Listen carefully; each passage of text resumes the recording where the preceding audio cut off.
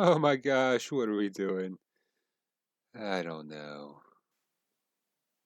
Hey, Fringe fans, this is Travis. I am back with another episode of the Whiny Parent podcast where I'm breaking down season one of Fringe.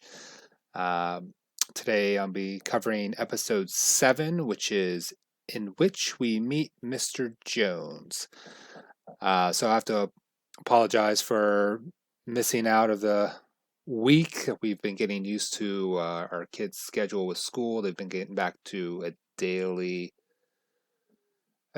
online class. So is Megan, so she teaches. Excuses aside, I'm happy to be back to talk another episode of Fringe. Um, General spoiler warning: if you haven't watched Fringe and you want to not be spoiled ahead of time, go watch it and come back. This will be sitting out there on whinyparent.com, or you can head over to YouTube where we are sourcing our videos for the podcast at this moment. I think just a couple special notes for this episode. Introduces a few new characters. Agent Loeb, played by Chance Kelly. And this episode starts with a raid where Loeb then briefs Agent Boyles about what happened, and then he suddenly collapses in pain. It's then realized essentially they have to crack his into his chest, and there's some type of monster-looking organism wrapped around his heart. So, um, very odd start to an episode. And another character being introduced is the character in the title of the episode, who is David Robert Jones, which is played by Jared Harris. Jones is a spectacular character because there is this calm confidence that's almost terrifying to watch. Because you start to wonder, why would anyone be that calm unless they knew the outcome was going to be anything else than what they expected? And in this episode, you're introduced to him, Jones, in a German prison. But again, there's this overwhelming sense of confidence from this character. And despite being in prison, he just seems to be holding a great deal of power, which just seems odd for a person who's in jail. So let's talk about the episode as a whole. The scenes in this episode aren't too gory. I mean, there is that wild organism attached to Loeb's heart, but it's a fairly close-up shot. It's got kind of like these tendrils and these like sharp-looking teeth, so it's almost like this giant mouth with like tentacles. Um, but it's a fairly close-up, shot of the organism, so it doesn't seem like it's too overwhelming to watch or not too graphic. So not too bad. So once Agent Loeb is hospitalized, the Fringe team, Agent Broyles and Dunham, Peter and Walter Bishop, they kind of get this brief update and analyze the situation. And it's before Walter essentially does his thing. And if you haven't guessed it, his thing is, I'll need to take this back to my lab. So that's his move. He does everything from his Harvard lab, and there are never any ifs, and, or buts. That's his space. He feels like he's in control there, he feels comfortable there. And so that's where he does all of his work. And once Loeb is brought back to the lab, his wife shows up, and essentially she's turned away from seeing him because he's in critical condition. But Olivia has a chance to talk to her and says, I'll do everything in our power, to save him. And in the meantime, Walter is able to kind of analyze a sample of the parasite, and it kind of determines like there's this unique thing in its DNA structure. It's like some kind of, it just makes him know that whatever it is, it wasn't created naturally, that someone engineered it. So there's this hidden code within the DNA, and they're trying to decipher which. That's where Agent Farnsworth comes into play because she studied linguistics. And uh, quick side note: this is a another great episode where Walter continues to get Astrid's name wrong. I believe he calls her Astro in this episode. I mean, in real life, I'm sure it'd be frustrating for a person to constantly hear your name being said wrong, but as a viewer, it's kind of fun. Um, and I think for the most part, there doesn't seem to be any like ill will, and like Walter's not trying, I don't think, to be malevolent in any way. I think he just either forgets or whatever. It's kind of like part of the makeup that makes Astrid and Walter work together. And um, it makes me wonder what he's going to say next time. And the wrong name calling does have some pretty entertaining payoffs like later in the series. So it's a constant thing that continually happens throughout the season and the series. And it's just it's good stuff. So analyzing this code, they come up with these initials ZFT, and Olivia goes to Broyles to ask about it. And this is an interesting conversation because Broyle basically indicates that Olivia doesn't know everything about the pattern yet. And essentially, ZFT is somehow involved, and David Robert Jones is like this person of interest with that organization. And this is a great scene because it highlights Olivia's bluntness. And basically, she says, "Well, I have the time if you're available." And so, kind of, Broyles kind of fills her in a little bit. In this moment, it's all you need to know about Olivia. It's like her persistence is just, it's unrelenting. And it's probably one of the reasons why she's one of my favorite all time characters, or all time favorite characters.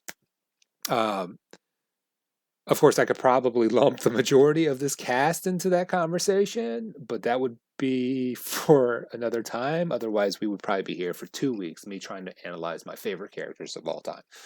Um, so Olivia finds out that Jones is in a German prison, and Broyles tells her, you won't be able to get in. And she's like, we don't know each other well enough for you to make that statement. And, and guess what? She knows a guy. And it gets her, and this guy gives her access to get into the prison. Now, once she's in the prison, she has to basically use her persuasive abilities to get a chance to speak with Jones, despite being told that Jones doesn't talk to anyone.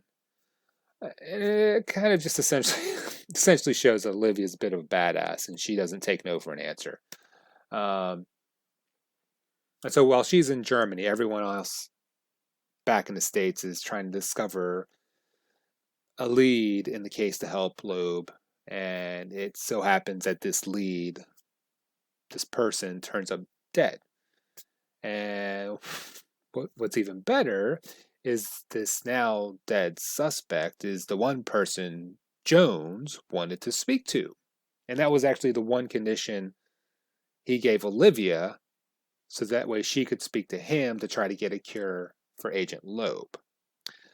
So how is that for a bombshell?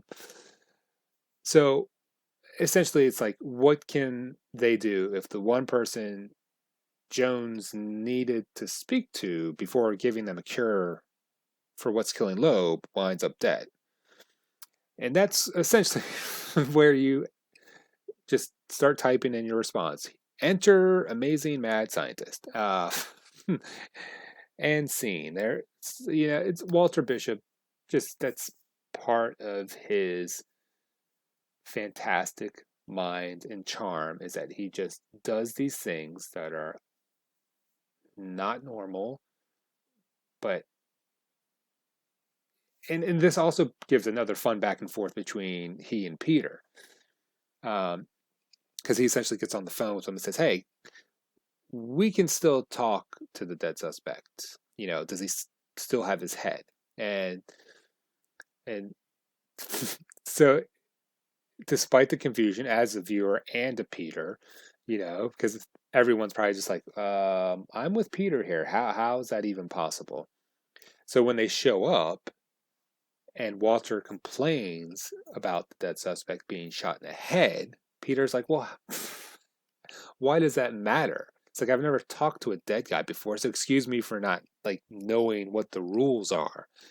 And so they have this just like this fun back and forth, and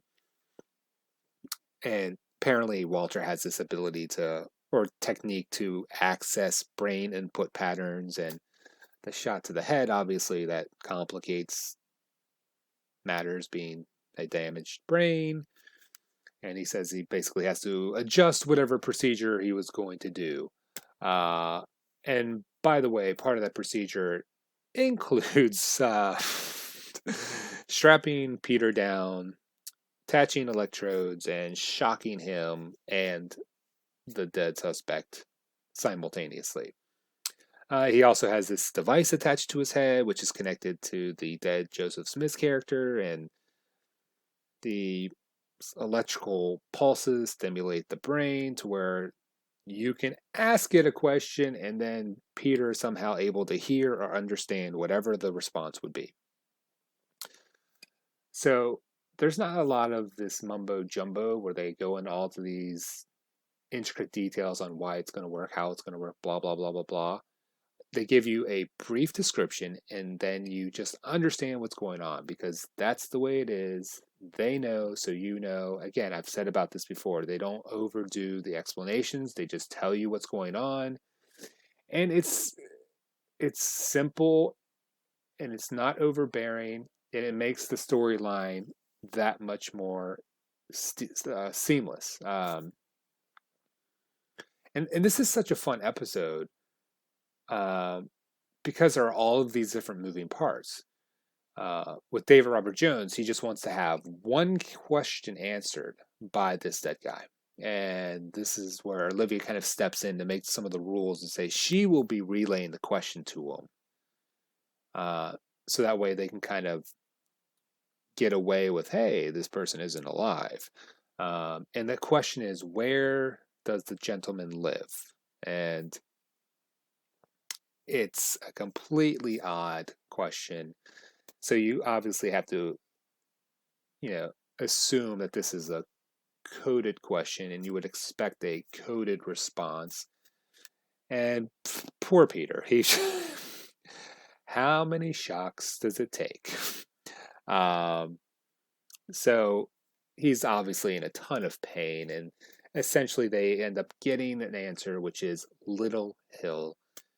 And so once Jones gets this information, he tells Dunham what the antidote is. It's what the antidote is, which is two parts yada yada in two parts this and that. So um, I wasn't even going to try to remember what he was saying with that. So,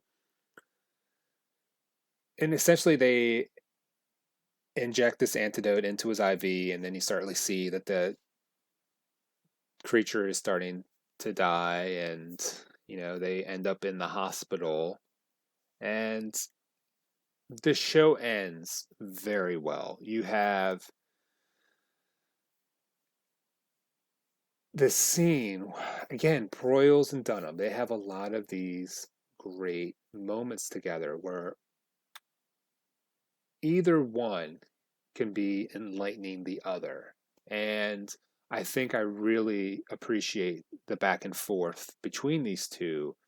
And there is a level of respect for each other, which I think um, isn't always apparent. And at the end of this episode, Broyles states it bluntly because Dunham is saying, "Oh, we're no further along than where we were. We don't know anything more about ZFT. We don't know necessarily how Loeb maybe contracted whatever parasite was in him, and Broyles just basically has to snap her out of it in a way where he's like, you know, you saved someone's life, you know, who has also family, and essentially says, I would tell you to snap out of it. I would tell you to get over yourself, to take advantage of the good that you've done today in previous days. I would tell you just to get some extra sleep and not try to weigh your thoughts too heavily on it so that way you're not distracted. Um, and and he's telling her all of this, and you think, okay, what's he going to say? And he basically says he's not going to tell her any of these things. And he says, quote, your dissatisfaction is what makes you so damn good. Someone I'm proud to say I work with. I think that's just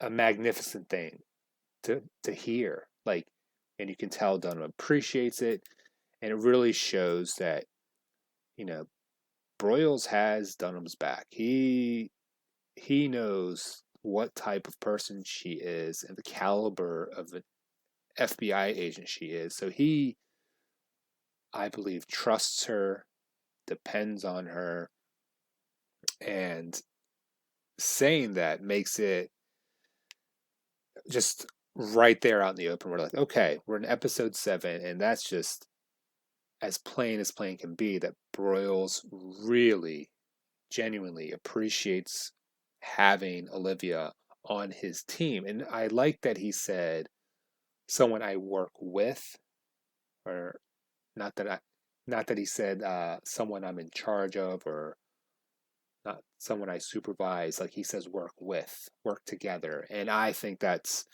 a small thing, but I think it also speaks to the fact that Broyles doesn't seem to have a lot of ego.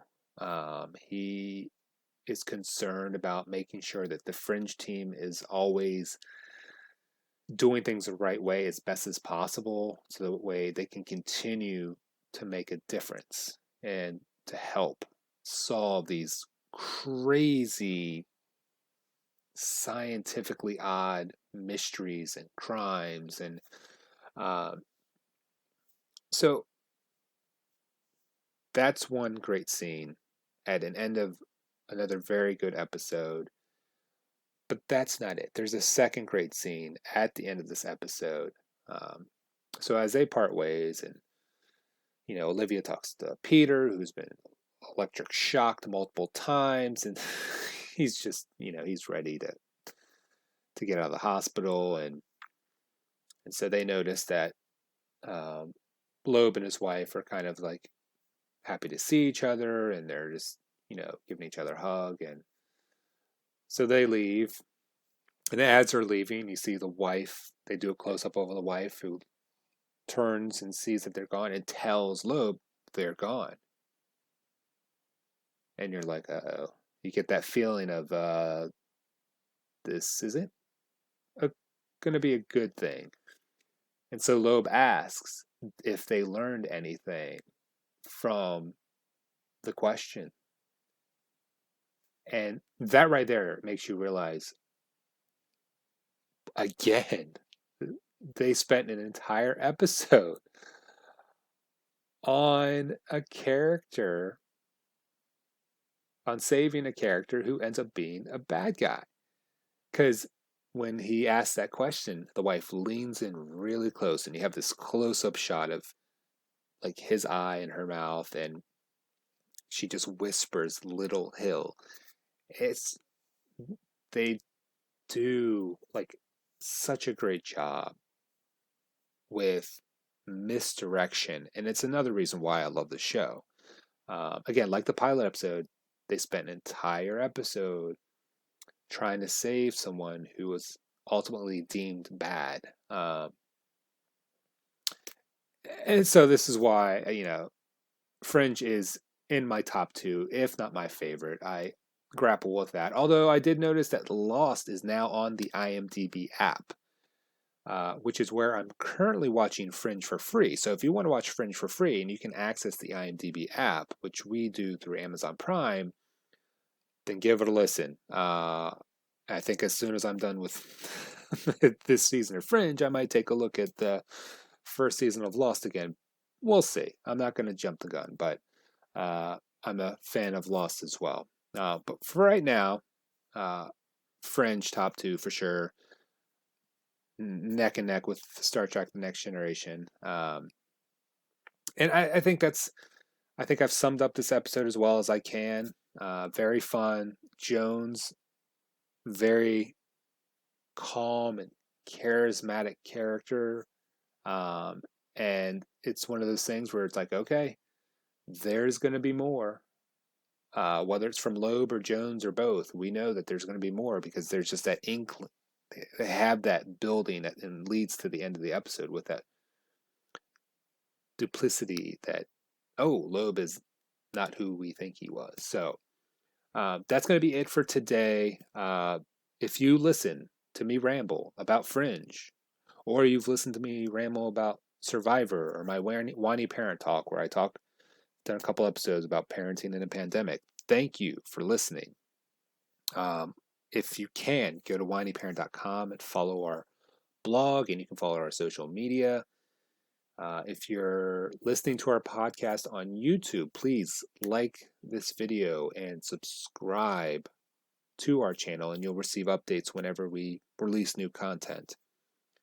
And until next time, I will hope to be back sooner than later with another episode of covering Fringe. And until next time, I hope everyone is doing well. I hope this is providing you some type of break from your normal routine. And thank you so much for listening. And until next time, I will see you later. Okay, everyone, take care.